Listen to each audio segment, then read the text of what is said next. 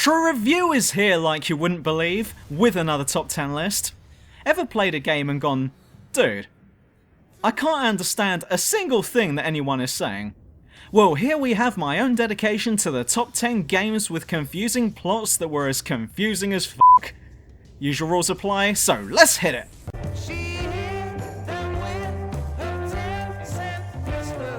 Silent Hill.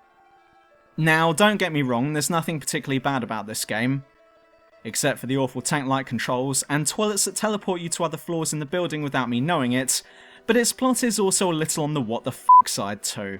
Despite being interesting and very engaging, it's still quite confusing when we go from trying to rescue your daughter who's in a strange town to trying to stop the summoning of the reincarnation of Satan's angry hormonal brother. See, words like sacrifice, resurrection, demigod, and blood ritual sounds fascinating on paper, but unless you use them in the correct context, as well as giving us a believable explanation of what's happening, then you're going to leave us scratching our heads. Don't worry though, the second game's plot is much better.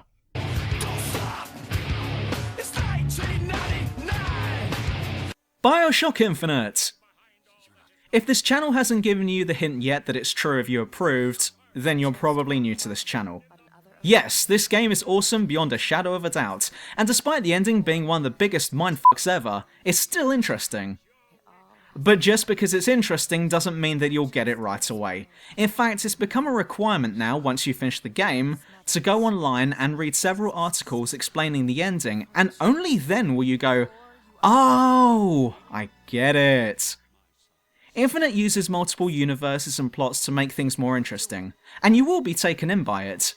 But this will almost always lead to story inconsistencies and plot holes, of which there certainly are some if you dig deep enough.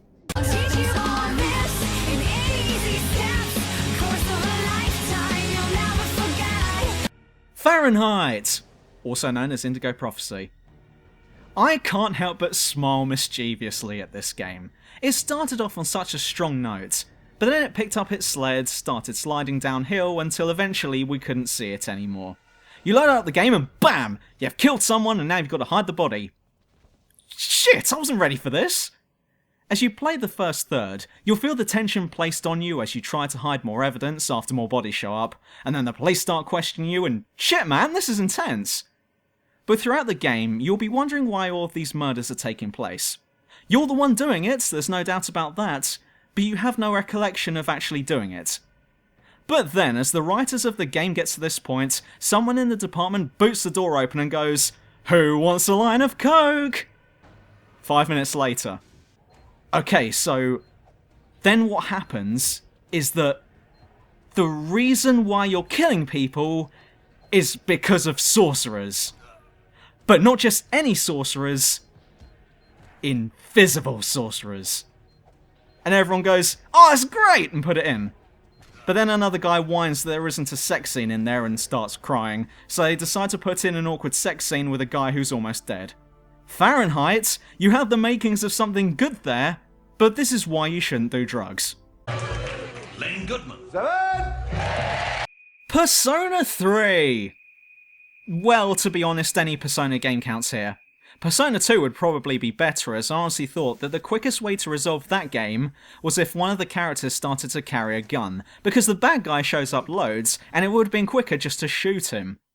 I went with Persona 3 because, despite being a very good game, it does throw you into the deep end quickly and expects you to get over that shit because we're going to carry on with the story with or without you. I prefer Persona 4 because it gently immersed you into that game, and everything that's happening is the first time for everyone, so there's going to be some mystery which will be explained later on. But everyone already knows this stuff in Persona 3, and you're expected to go, "Oh, okay then," and just get on with it. You load up the game and it goes, "Here's the Dark Hour, here's Tartarus, here's your Persona, moving on!" And none of these things get explained much in detail for the rest of the game. And if anything is explained, then like the rest of the series, anything that doesn't make sense is just dismissed as, "Oh, the world just wished for it is all." Also, notice how much of a game changer it is that Takaya carries a gun. He killed Shinji, proving that it's the quickest way to deal with your enemies in Shin Megami Tensei. Metal Gear Solid 2! If I were to tell you that there's a scene where you have to fight the President of the United States, who might not actually be the President, in the ruins of Manhattan with nanoswords, and that the most powerful man in the world is sucking up to an underground society because, presumably, being the most powerful man in the world isn't the most powerful position to have, would you believe me? Well, okay, that was badly put, but if that game was about to come out for the first time, would you believe me then? The ending to this game feels like the devs had a load of plot twists left over that they forgot to use earlier in the game, and so they just decided to throw them all in there at the end and call it a day. Something about an underground elite society called the Patriots, something about our DNA holding the key to the future, and something about an angry military officer needing scissors. Yep, confusing as ever, Metal Gear.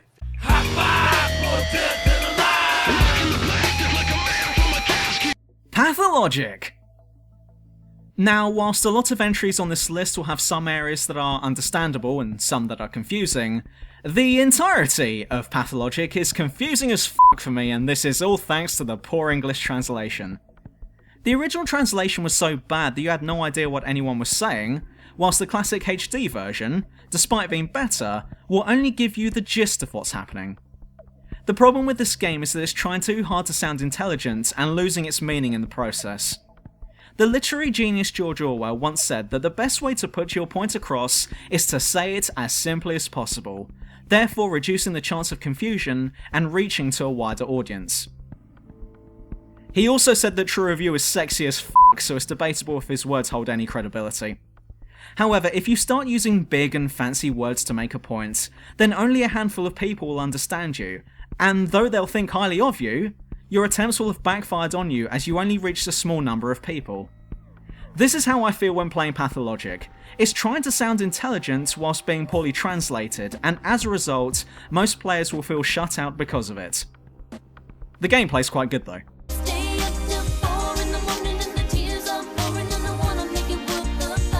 The Legend of Zelda!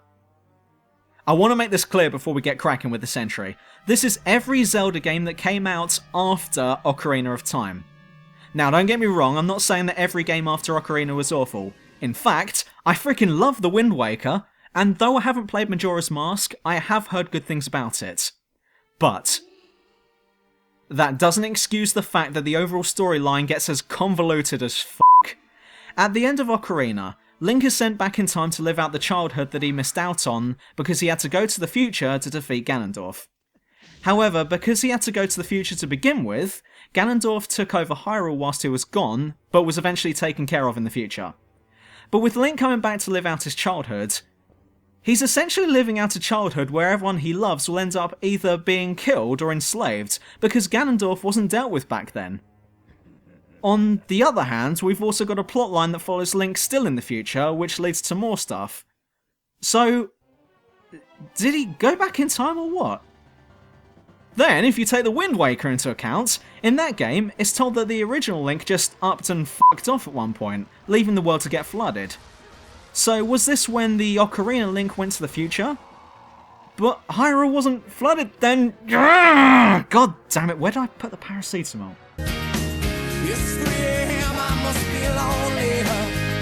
Final Fantasy XIII! Yes!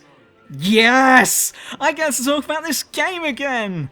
Oh man, it's been so long since I've had a chance to talk about this one. Incidentally, for those of you who remember me talking about Sid fucking Reigns, well, I did beat him in the end. Now it's fucking Orphan. Fuck Orphan. I hate orphans! Hang on, that came out wrong. Sorry, but I want to bash on him real quick. This is the first boss I've ever encountered where grinding your characters up to max level will do nothing to beat him. How fucking bollocks is that? Anyway, the entire story of Final Fantasy XIII is just ridiculous. Final Fantasy is well known for plonking you into a strange and bizarre world and expecting you to deal with it, but I felt that 13 was the worst, mainly because it instantly throws all of these sayings and titles at you, and it'll take ages just to remember how to pronounce them, let alone what they mean. It took me about 12 hours to be able to tell the difference between a lassie, a fal'Cie, and a pulse fal'Cie. I mean, come on! And it's not like these are plot twists or spoilers or anything. You've got to know what they are right off the bat. Then there's this whole thing about gods that are trying to maintain each world, but to do that, then each world's inhabitants either need to give up all of their shit, or just ceremonially kill themselves, which defeats the point of a god looking after them. I guess what it comes down to is that A, the plot makes no sense, and B, I'm still butthurt that after all of that time and effort I put into grinding, it ended up counting for nothing. Shit, what's next? Sonic 06! Right, let's put the gameplay to the side this time. So Eggman's back and he's captured a human for once, so now let's go and rescue her so that we can smash her back doors in. But wait! Time for some unnecessary time paradoxes. So Sonic ends up going wherever the fuck he goes. Silver ends up travelling from the past to the present, and I die a little inside as the plot ends up collapsing in on itself. Look Sonic, it's not that difficult. Eggman has your princess in another castle, so stop getting caught and go get her. It was never a problem back in the 90s, so why are you being a retard now? All that other stuff about a monster that's gonna destroy the world or whatever, leave that to Silver and Shadow because no one wants to play as them anyway. It's been 1 week since you looked at me. Cocked your head to the side and said I'm angry. The Kingdom Hearts franchise. Yeah, just dunno with this one. The original Kingdom Hearts on its own, okay, I'll take it. Didn't really like it, but hey, each to their own. But when you start throwing in all of these other spin-off titles and more convoluted sequels that are supposed to tie in with the original, then things start to get rather cloudy. What's more of a kick to the pearly whites is that most of the other spin-off games, the games that actually help to explain what's going on, are on multiple platforms and are almost always exclusive titles. Gee, thanks Square Enix, you sure do know how to put the S back into hit. Oh wait, there are console editions that includes these spin-offs as well. Well, shit. Still doesn't make any sense though. And neither does their names. HD 1.5 Remix. Is that a game or a best of 2000s garage remix album? And that's that one archived, but if you can't tell the... shit. And that's that one archived, but if you can't tell the difference between the Kingdom Hearts HD titles and an album title, then like this video and subscribe to my channel. Don't forget to check out Twitter for more true review news and updates, as well as Patreon, and I'll be back next time with another video. See ya! Sometimes I think this life is killing me. Sometimes I think this life is killing me. I swear it's killing me. This life is killing me.